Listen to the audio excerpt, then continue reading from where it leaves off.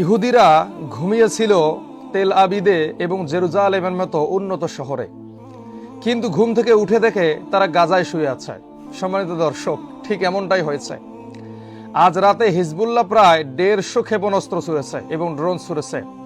অপরদিকে ইরান তো আগেই বলে দিয়েছে 1 টনের নিচে কোনো বোমা ফেলা হবে না।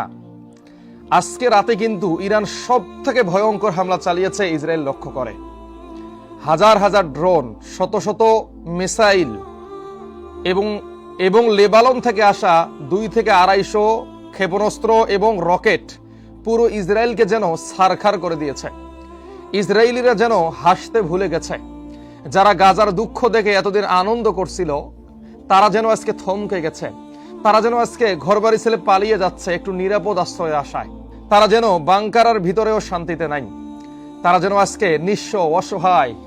এই দৃশ্যটাই দেখার জন্য বছরের পর বছর ধরে আমরা অপেক্ষা করছিলাম। আলহামদুলিল্লাহ, অবশেষে এই দিনটি আমরা দেখতে পেলাম, যখন ইসরায়েলিদের চোখে মুখে ভয়, আতঙ্ক, কোথায় পালাবে এটা নিয়ে চিন্তিত। প্রত্যেকটা বিল্ডিং যেন গাজার মতো বিধ্বস্ত।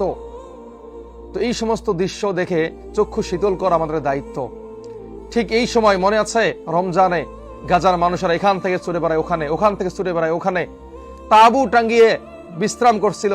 সেই তাঁবুর মধ্যেও বিশাল বিশাল বোমা হামলা, প্রায় লাখখানিক মানুষকে তারা হত্যা করেছিল। আজকে এই দৃশ্য যেন ইসরায়েলের, দেখেই খুব ভালো লাগে।